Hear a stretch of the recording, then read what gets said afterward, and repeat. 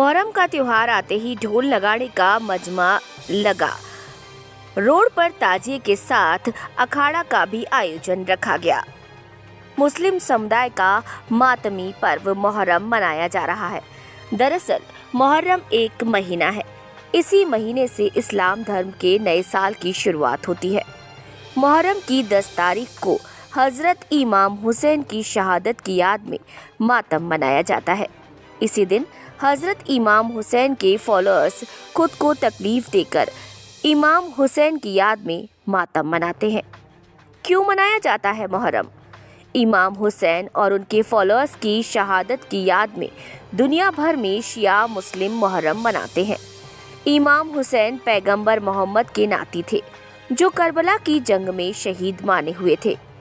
मुहर्रम क्यों मनाया जाता है, इसके लिए हमें तारीख के उस हिस्से में जाना होगा जब इस्लाम में खिलाफत यानी खलीफा का राज था।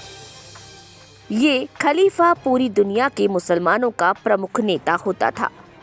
पैगंबर साहब की वफात के बाद 4 खलीफा चुने गए थे। लोग आपस में तय करके इसका चुनाव करते थे। जब आया घोर अत्याचार का दौर, इसके लगभग 50 साल बाद इस्लामी दुनिया में घोर अत्याचार का दौर आया। मक्का से दूर सीरिया के गवर्नर यजीद ने खुद को खलीफा घोषित कर दिया। उसके काम करने का तरीका बादशाह जैसा था, जो उस समय इस्लाम के बिल्कुल खिलाफ था। तब इमाम हुसैन ने यजीद को खलीफा मानने से इनकार कर दिया। इससे नाराज यजीद ने अपने राज्यपाल वलीद पुत्र अतुवा को फरमान लिखा, तुम हुसैन को बुलाकर मेरे आदेश का पालन करने को कहो। अगर वो नहीं माने तो उसका सिर काटकर मेरे पास भेजा जाए। राज्यपाल ने हुसैन को राजभवन बुलाया और उनको यजीद का फरमान सुनाया। इस पर हुसैन ने कहा, मैं एक व्याभिचारी, भ्रष्टाचारी और खुदा रसूल को ना मानने वाले यजीद का आदेश नहीं मान सकता। इसके बाद इमाम हुसैन मक्का शरीफ पहुंचे ताकि हज पूरा कर सके।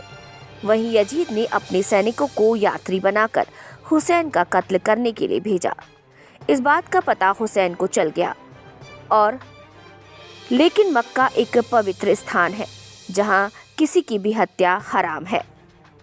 इसीलिए उन्होंने खून खराबे से बचने के लिए हुसैन ने हज के बजाय उसकी छोटी प्रथा उम्रा करके परिवार सहित इराक चले आए।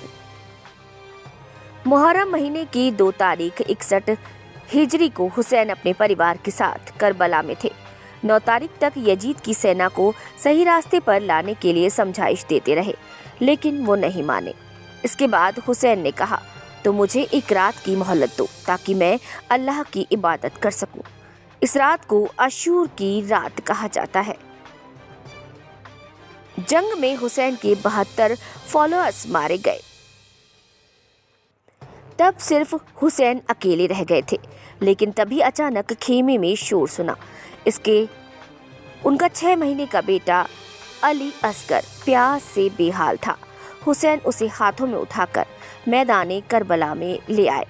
उन्होंने यजीद की फौज से बेटे को पानी पिलाने के लिए कहा, लेकिन फौज नहीं मानी और बेटे ने हुसैन के हाथों में तड़प तड़प के दम तोड़ दिया। इसके बाद भूखे प्यासे हजरत इमाम हुसैन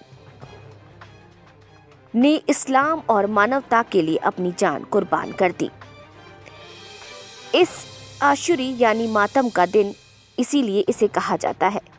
इराक की राजधानी बगदाद के दक्षिण पश्चिम के करबला में इमाम हुसैन और इमाम अब्बास के तीर्थ स्थल है।